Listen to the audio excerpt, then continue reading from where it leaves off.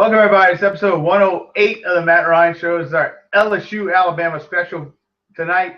And Ryan is joining us via phone because, he had to do some adulting and go to work later because, that you got to pay the bill some way, right, Ryan? Yeah, that's right. Good evening, folks. Sorry I couldn't make it in the studio.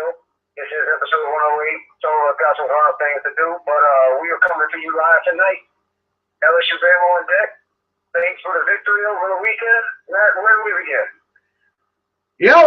I'll tell you what, we're going to be talking about LSU for a while. You want to do a quick thing on the Saints and then get into some Tigers or what? Yeah, why not? Let's go black and gold. Let's switch it up a little bit. Yeah, so Saints, of course, got 2 in a row. Got a chance to get a winning streak and get back to 500 this weekend. But it was almost a tale of two halves, Ryan. The Saints looked like a Super Bowl contender there in the first half and then decided to play an old-fashioned game of hang on and take the foot off the gas in the second half, but did end up still coming up with a road win to get 2 in a row and get back to 3 and 4. The big thing I take away from this, Matt, is the Colts are a good team. Yeah. You can't take it away from them. The Colts are a playoff caliber team that have had a rough start with Luck being hurt and everything. And Luck finally got his groove in the second half and still managed to put up 300 yards and didn't complete a pass through almost, I think, the entire first half. Yeah, it was pretty close to that. So when we look at the numbers, Matt, how we do. I'm kind of disappointed the way the Saints defense just Swiss cheese opened up in the second half. But at the same time, we don't lose when we don't turn the ball over, and the numbers still show that. We didn't turn the ball over. We controlled the clock. And the run game, really and truthfully, is what won this for the Saints this past weekend. Yeah, the Saints seemed to set up the run game by going with the pass because they were pass happy early on, even though it was just screens. But it did seem to help open up the running game. Ingram had a lot of lanes to run through, and, of course, Kyrie Robinson and Spiller had their fill as well. Kyrie himself had 2 touchdowns. And like you mentioned, Ron, with the turnovers, the only turnover the Saints had was Breeze throwing that interception in the end zone where he still needs to learn how to throw it away. He actually got the benefit of the doubt because of a penalty. He could have had 2 picks, but the defense helped the Saints out in the fact that they forced, I believe it was 3 turnovers, Ryan, if I remember correct, from Sunday. That is correct. It was 3 turnovers. Matt, I'm glad you reminded me. I forgot about the interception that, honestly, in my opinion, goes on Colston. And he knew it went on him, too. You could see his reaction after that interception on the sideline. But the defensive line, as far as the defense is concerned, the defensive line and the linebackers played lights out for damn near 60 minutes. And when you're playing against Andrew Luck, I'll dare say it, that's like playing against Tom Brady and Peyton Manning. If you slip, ask Delvin Breaux what happens when you slip. He slipped twice, and he got torched by T.Y. Hilton for 2 touchdowns. Had those 2 plays not happened, this game could have been a lot worse. Yeah, absolutely. That was unfortunate for Breaux because he's starting to prove to be a pretty valuable cornerback there, kind of coming out of nowhere. He shut down Julio Jones the week before, and other than those 2 slips, he was shutting down T.Y. Hilton the entire game, and that was really unfortunate there. And when you look at it, T.Y. Hilton is not some wide receiver that you can just shut down. This guy's top 10 in the league in receiving and touchdowns super fast. of the year. So for him to have 2 mistakes that cost him 2 touchdowns, and the rest of the game, T.Y. really didn't have that big of a game. I always say that, you take away this play, but you can't because it happened.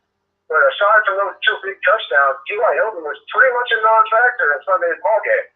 Yeah, absolutely. And that's something that Delvin Breaux is only going to improve on as the game goes on. And not to mention the Saints were out without 2 cornerbacks. So you got your starter in Keenan Lewis and then also Damian Swan, who's, been a top 4 corner all year and has had his plays as well. When you look at it, Matt, like I said, the defensive line, Cam Jordan played lights out. Kakaha lining up on the line, like Rob Ryan's crazy 3-4 defense had him almost looking like a defensive end at sometimes. I think the different looks that Rob Ryan dialed up, Andrew Luck looked confused for the majority of the first half. And if we can keep something like that moving forward, I dare say the Saints could piece together a 4-game win streak and be over 500 going into the bye week. I don't see why they shouldn't, Ryan, to be honest. I mean, you got the 2 home games in a row, a Giants team that, they have their moments and can be good, especially with their wide receiver weapons, but the Saints should have no problem moving the ball on them. And then Tennessee's is going to go as far as their young team will take them. They got Mettenberger actually playing for right now because of Mariota being hurt, but they're still young and probably still going to be a top 10 draft pick team. But I mean, they're going to have 2 in a row at home, Ryan. On paper, the Saints shouldn't have any problem getting to 5-4, but then again, can the Saints play like they have the last 2 weeks, or are we going to see the Eagles Saints? That's the big thing. And I'm glad you mentioned Kihaha as well. He's quietly turning into a dark horse for NFC Defensive Rookie of the Year. Before I jump into Kihaha, Matt, watching the Giants over the past 2 weeks, they've been on prime time. The Giants' defensive coordinator is somebody we know very well in New Orleans by the name of Steve Spagnuolo. That's right. And he runs that zone defense with a pretty decent defensive line, but that defensive line is missing Jason Pierre-Paul. Right. So their defensive line is not what they're supposed to be. Drew Brees should, and I hate saying that word, should have all day to throw next weekend at home against the Giants. Their secondary is not that good, and the selling point on them before heading into the Cowboys game was their rush defense. Hi, my name is Darren McFadden, and I put up 150 yards against the top 5 defense in the NFL. If the Saints can move the ball with Mark Ingram and Kyrie Robinson and C.J. Spiller the way that they were able to against the Colts on Sunday, to do that against the Giants, you're right. We should be looking towards 5-4 heading into that Tennessee game at home before the bye week. Yeah, absolutely. And on Kihaha, this guy, we knew we would get a lot of us black and gold fans were really excited when we drafted this guy. And, we were so excited about Stephon Anthony, he kind of almost took a back seat with both of them. Both of them have looked lights out as the season starts to progress. We started slow. We knew that with the young defense that we had, we didn't really know what we were going to get. But these boys have come around week by week and have bought into Rob Ryan's system, and I'm willing to say that Rob Ryan might have saved his job by getting these guys to buy into his system, and it's starting to show. It truly is starting to show week in and week out over the past few weeks. Yeah, I'm curious to see if they can keep it up for sure. But, yeah, Cam Jordan is starting to look like he's earning that contract that he got, and it's amazing what happens when your defensive line actually starts to get pressure. And then I dare to say, Ryan, other than – well, I guess I should say more along the lines of including Jordan and Ellerby, since he's healthy now too. Saints' best players on their defense are the rookies. Swan, when he comes back, he's a contributor. Delvin Breaux has made plays, and then, of course, Anthony and Kihaha. Well, also, Keenan Lewis shouldn't be out that much longer. We shouldn't, we hopefully – Right, hopefully this week. I'm sorry? Hopefully this week, but, of course, we probably won't know anything till later. I'd be willing to bet he's going to be out this week now with the sports hernia surgery. Or saying it wasn't the sports hernia, but of course that's taking smoke and mirrors. Right. So hopefully we can see him at home against Tennessee, and if not, at least we got the bye week 2 weeks ahead of us, so he can have ample rest for the second half of the season. Exactly.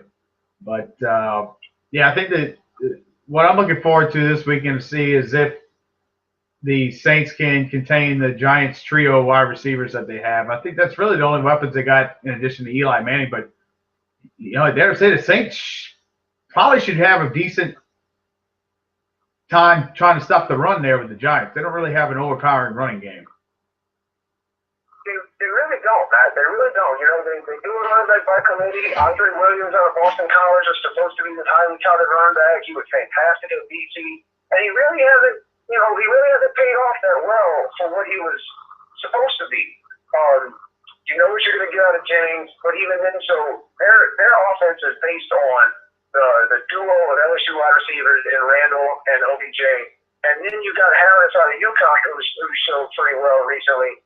It's going to be interesting to see if our secondary can give enough coverage on OBJ and Randall and Harris to allow Cam Jordan and Kihaha to get to Eli Manning on Sunday. That will be, I think, the big X factor on who wins, and if we can get pressure on Eli Manning. Because Eli Manning, great of a quarterback as he is, you put him under pressure and he crumbles fast. Absolutely. The Saints have had a lot of luck against the Giants too, especially under Peyton. And another thing that's starting to be a little overlooked, I know we give him a lot of grief and he still deserves some of it, but at least seeing Jerry's Bird back out there, he's not necessarily making the interceptions right now, but he's showing to be sort of a quarterback there in the secondary, and you can kind of see Right. it. Everybody seemed to be in position. Didn't really have any blown coverages that much Sunday.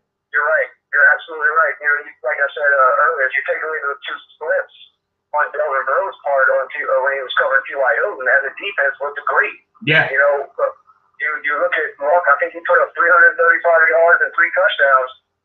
I'd be willing to say 110, 120 yards, and 2 of those touchdowns were on those 2 plays. So if you take that away, the defense really did play outstanding on Sunday's ballgame. Absolutely, against a Pro Bowl caliber type of quarterback on the road. Yeah, exactly. A very quality showing from the safety. Exactly. But, yeah, speaking of quality, Ryan, LSU, of course, is off this coming week, but they got a big one coming up in 12 days. Where do we begin? This is the showdown we wait for every year, Matt. This is the showdown that the nation waits for, whether you like Bama, whether you like LSU, or just like the good old college football. This is the game to tune into. 12 days, LSU and Bama face off in Tuscaloosa. Where do we begin? I guess the biggest thing to look for, I think, in this game is going to be the strength versus the strength. LSU's biggest strength, well, of course, you're going to say the running game, but where does it get its core from? The offensive line. I think that's LSU's strongest point, especially in rushing offense. And Alabama's strongest point is the defensive line. I think that might be where the game is won in a couple weeks, Ryan. You know, as unbiased as I physically can be with this, I watched Bama play this season, and they've looked pretty good on defense. I'm not going to take away what they've done. You know, 2 pick sixes against A&M, or was it 3? I'm not sure, but you know, yeah, it was 3. It was 3. Yeah, A&M is on a complete free fall right now. That's the difference in the A&M Alabama ball game with those interceptions. Absolutely. A&M still had success moving the ball. And I believe, and with that, I believe the 3 pick sixes, Alabama's defense actually outscored their offense in that game. They only scored about that is true. 19 points, I think, on offense, something like that. Yeah, that is true. And you know, Derrick Henry is starting to be in the conversation as a dark horse for the Heisman behind our own Leonard Fournette, who leads the race right now. Derrick Henry has 14 touchdowns on the year. And he eclipsed the 1,000-yard mark too, I believe. Has he eclipsed? I don't think he's eclipsed it. I thought he did this week, maybe. But after this weekend, he did. I think he was right over 900 heading into the weekend. Right. So you know, you add in this weekend's performance, and he's over the 1,000-yard mark. What I think is going to be the big X factor for LSU Alabama, like you said, Matt, it's going to be the battle in the trenches. But I want to know if our secondary, I'll put it on the defense, if our secondary can contain their wide receivers and make Coker beat them. Because Coker has shown he's average at best. Yeah. You know, you're getting an A.J. McCarron type quarterback here. He can't make all of the big throws, but he doesn't make a lot of mistakes. He makes some, but he doesn't make a lot of mistakes. Can we force Coker to beat us, or will our D-line be able to get to him and disrupt the rhythm of the Alabama offense? Because I don't think they concede Henry the rock 30, 35 times. He may get 100, 140 yards, but on 30 carries. That's nothing spectacular. That's nothing to really brag about. Our rush defense has shown time and time again that they can call up the holes. We're going to have to force Coker to beat us with his all. And that's what our secondary, which has been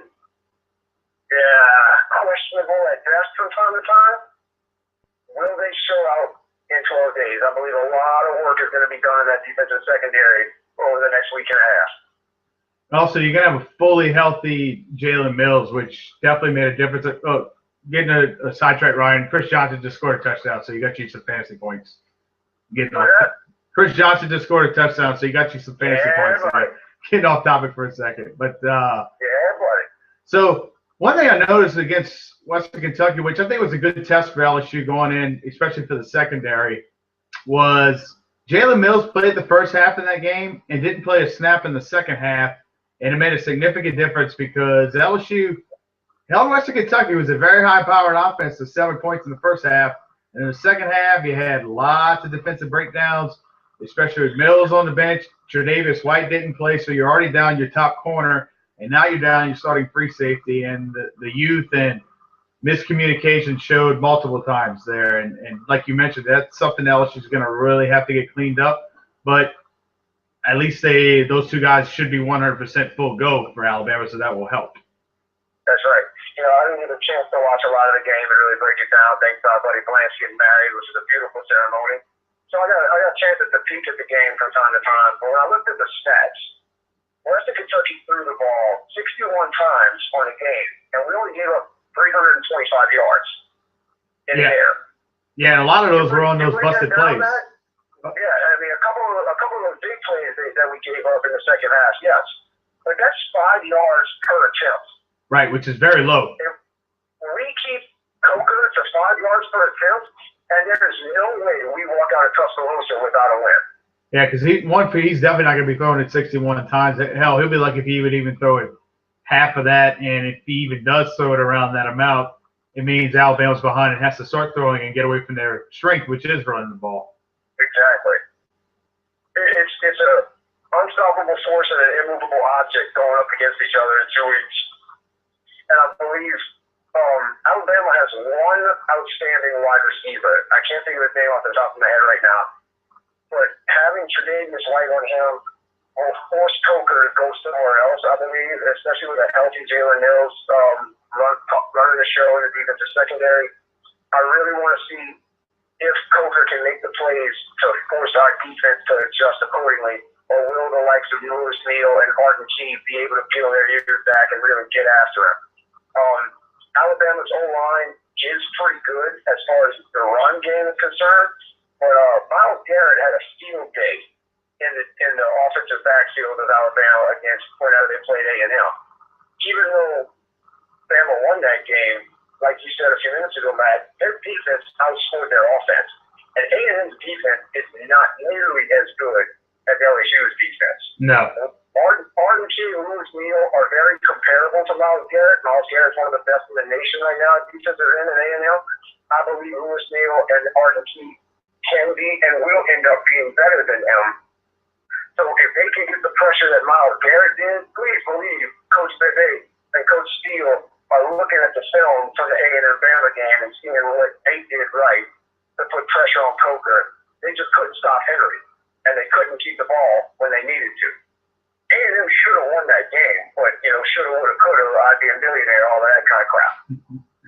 Yeah, I'm glad you mentioned the defensive ends, because as strong as Alabama's offensive line is, their best runs are the ones that are right at the middle. Their tackles, believe it or not, are the slow ones and sort of the weak link.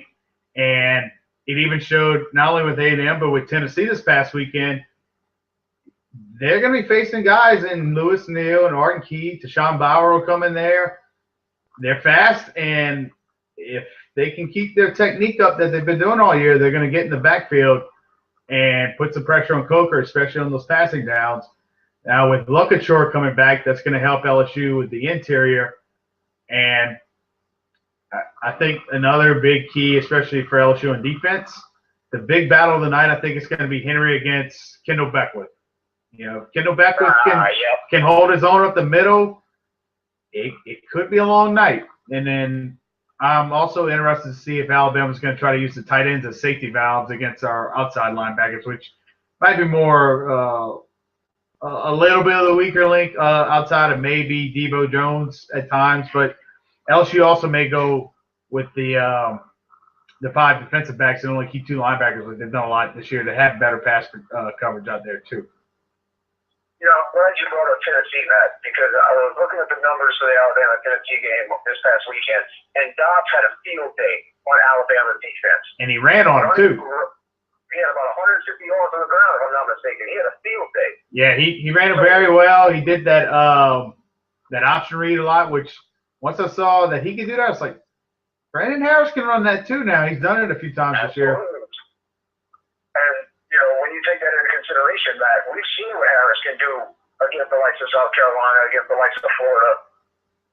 I would like to believe Cameron is going to have some of those dialed up just in case. I believe that they're going back and they're looking at this thing because Vegas has come out and said it, Everybody's talking about it. We are primed and run for the college football playoff, and it pretty much all resides on this weekend, or excuse me, next weekend. All we say it lightly. All we have to do is win out. But really and truthfully, we win this game, and we've got a commanding lead in the SEC West with 3 or 4 weeks left in the season. Yeah, we'd have to lead it. It'd be nice to have that cushion. LSU could even, and we God forbid a Florida loss to use that term, but because they're running murderer's row in November, they get past Alabama. I mean that's great. I guess it is the most difficult of them, but they still have 3 very, very tough tests after that. But this team just they seem to have that it factor that LSU has had in their national title years, and they're starting to build upon that. And I was reading Danny Don this morning. I actually agree with him. I don't think LSU's peaked yet. I think they still have room to improve. I agree. Especially on defense. And here's the thing. We're showing that because as the season has progressed, that Fournette's workload has gotten lighter. Harris's arm has gotten better, and our points continue to increase. And then not to mention, we played one of the best defenses in the nation in Florida a couple of weeks ago, and Harris swung the rock all over them. Yeah.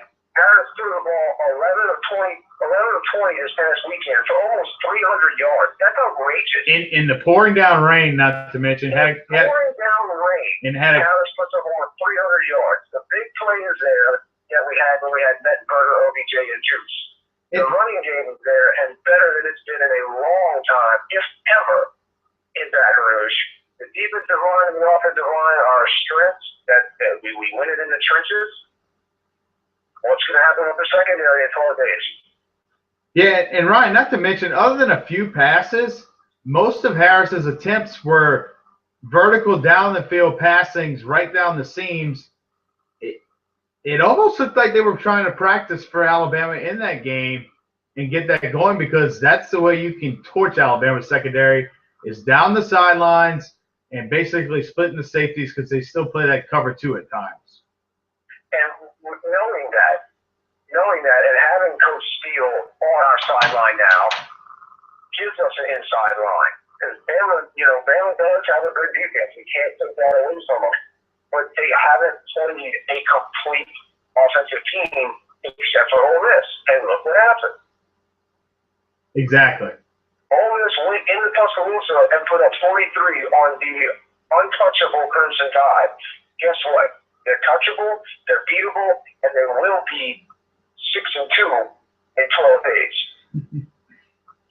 Yes, a lot of time between then. We're going to see all kinds of hype coming up. But Ryan, what do you think? Should we save the predictions? LSU still has a couple of injuries we're trying to see. Maybe put it on the page up next week sometime. Seeing how the week unfolds. Excuse me, I say weeks like we have a month. Right. Seeing how the week unfolds, yeah, I can say we can wait, and then we'll make a joint post for the page. All right. I'm going to go out with my early prediction. I don't even know what the spread is right now. It's 7.5. It's 7.5 Alabama. Bama's a 7.5 point favorite. So on a neutral site, they think they're 4 points better than LSU. If I was a gambling man on my own team, I would take the 7.5. Easy. Yeah. I've got LSU 27, Tide 20. And the thing is, LSU's almost going to have to score points, because I was trying to remember the numbers, but I think since 2009, I want to say it is, LSU's only scored 20 points on Saban once, I believe. Wow. Yeah, look, because was it last year we only got 10, then they had 17, they had 17 and 12, even with Mettenberger somehow, even though he threw for 300 yards. Of course, you had the game of the century. Then 2010, they ended up scoring, I think it was like 24, when you had the D'Angelo Peterson fake and all that stuff. So they usually don't give up many points, but it's not like we give up many either. So I'm curious to see if both defenses are going to finally crack in one, because they're not as elite as both of them are used to having. And at least from LSU's perspective, their offense is, at least comparable to explosiveness in some areas that 2013 was. You're absolutely right. And, side note on Alabama and LSU, just to show what this rivalry has been for the past 5 years. Since 2010, Alabama and LSU have combined to put 84 draft picks in the NFL. Wow. That's draft picks. That's not counting the undrafted free agents like Lyle Collins, right, et cetera, et cetera. That's 84 draft picks in 5 seasons. This is the King Kong versus Godzilla of college football. And I'm thinking as I'm driving that I don't see Fournette breaking off a long one. But I do see Fournette getting those 7-yarders. Then he'll get like a couple threes. Then get a 7 or 10 or 12-yarder. A couple more threes. Get stopped at the line. But I think at the end of the game, we have to remember that Fournette is playing against one of the best teams in the nation.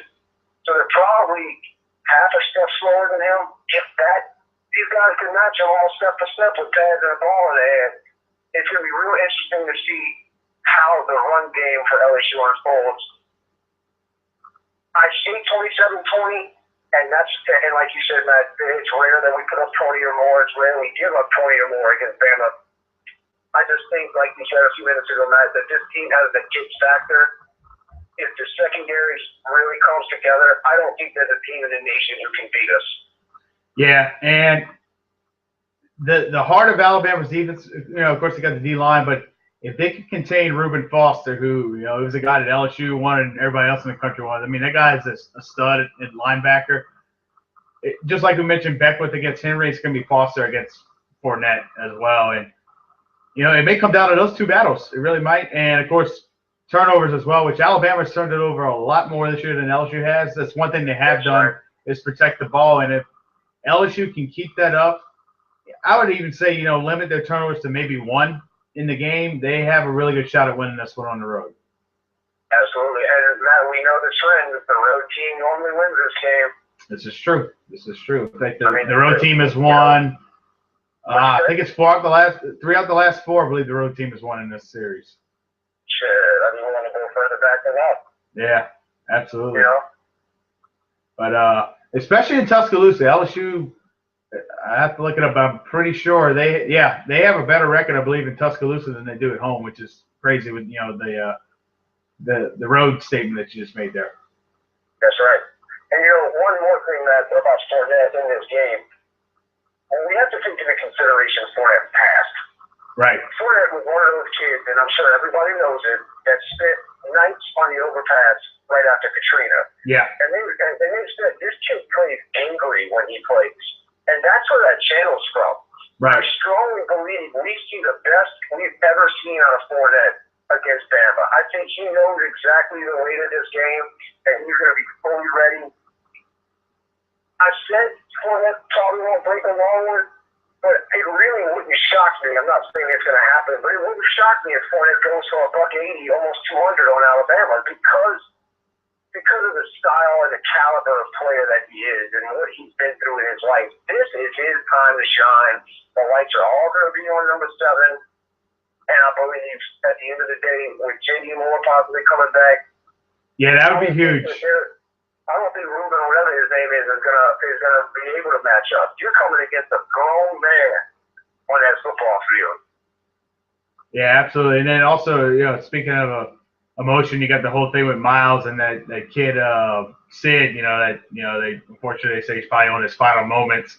Right. In fact, I was reading the other day. Miles, of course, talked to him and all that stuff, and said, if he still got the heartbeat going over there around the day of the game, that they were going to do what they can to get him in that stadium. It's kind of ironic. Got a huge LSU fan living in Birmingham, just 30 minutes away from Tuscaloosa. That's right. But lot will happen between now and 12 days for sure, Ryan. Yeah, and it's funny to say 12 days, a lot can happen, but we know we got a couple guys healing up. With Trey White, with Jalen Miller should be 100%. Rock Couture took the night off on Saturday against Western Kentucky. Yeah. They will be ready. That's one thing Miles does, is Miles gets these guys ready week in and week out. I don't expect anything less than the best for the Tigers in 12 days. Like I said, I think as far as what I know now, I'm sticking with 27-20 Tigers.